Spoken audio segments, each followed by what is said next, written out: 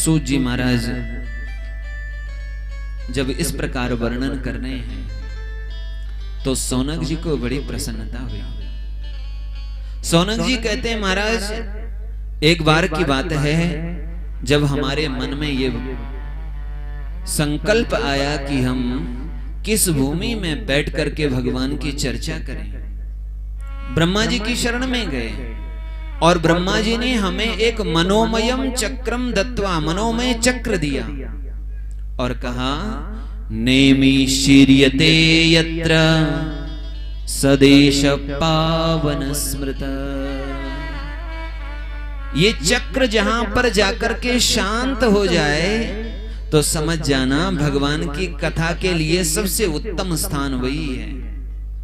आगे आगे वह चक्र चलता रहा और पीछे से शौनक आदि ऋषि चलते रहे। जिस स्थान पर आकर के वह चक्र शांत हो गया, स्थिर हो गया, निमिहि शीर्यते यत्र, चक्र जहां शांत हो गया उसी स्थान को नैमिष तीर्थ कहते हैं।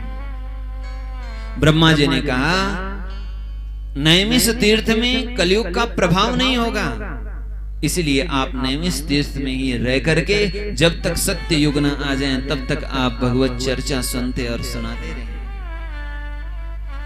शौनक जी कहते हैं हम तब से यही सत्संग सुन रहे हैं और इसीलिए हम मां भगवती के पुराण की कथा सुनना चाहते हैं।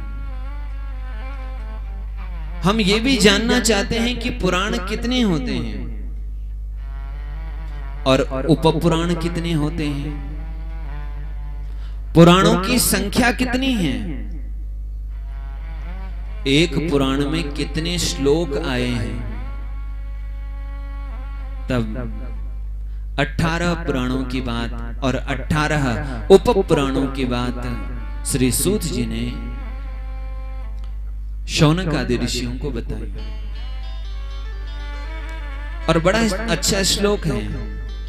यदि 18 पुराणों के नाम ऐसे याद न रहें तो एक श्लोक आप लिख लीजिए और ये एक श्लोक यदि आपको याद रहेगा तो आपको 18 पुराणों के नाम याद रखने की जरूरत नहीं पड़ेगी।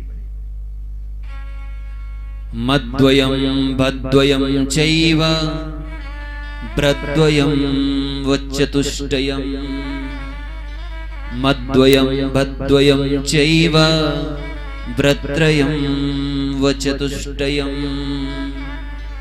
अनापलिंग कुस्कानि पुराणानि पृथक पृथक। मद्वयम भद्वयम चैव, मां शब्द से प्रारंभ होने वाले 2 पुराण हैं। भद्वयम चैव, भ शब्द से प्रारंभ होने वाले 2 पुराण हैं।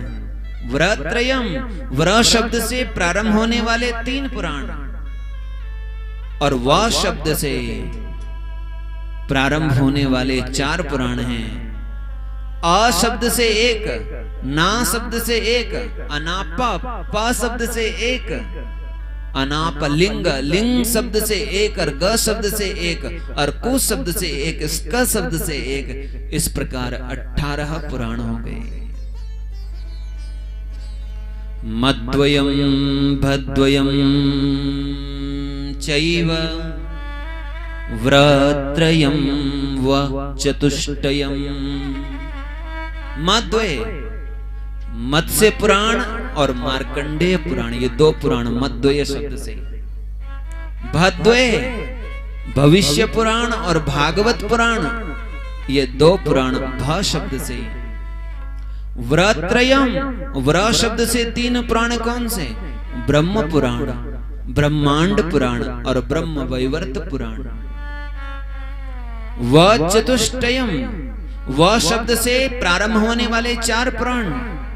वामन पुराण, विष्णु पुराण, वायु पुराण और वराह पुराण, ये 4 पुराण हैं।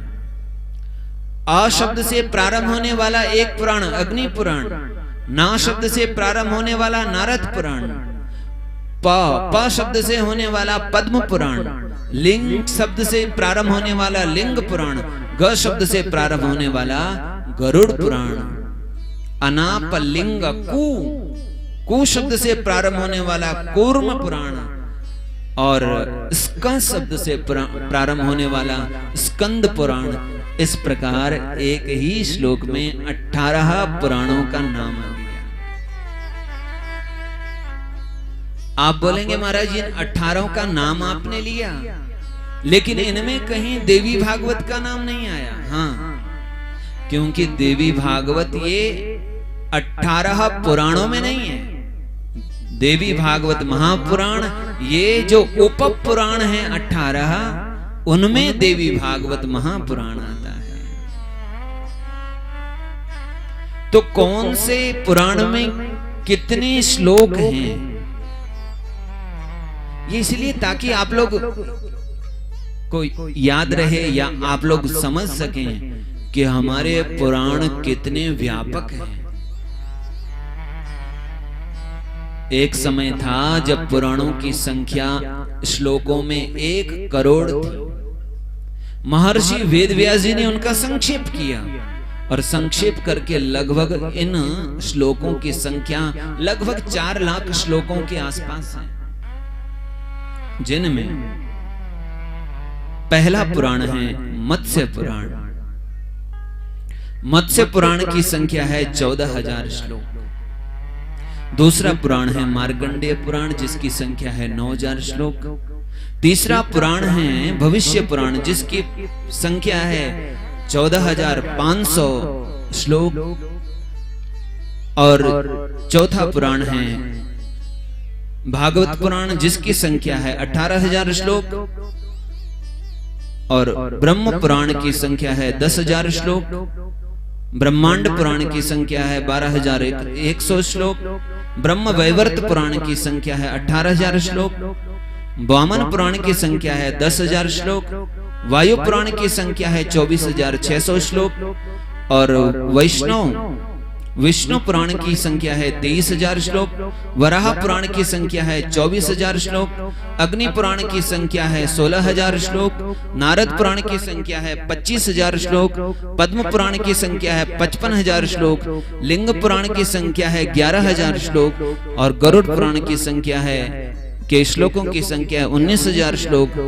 और कूर्म पुराण के श्लोकों की संख्या है 17,000 श्लोक।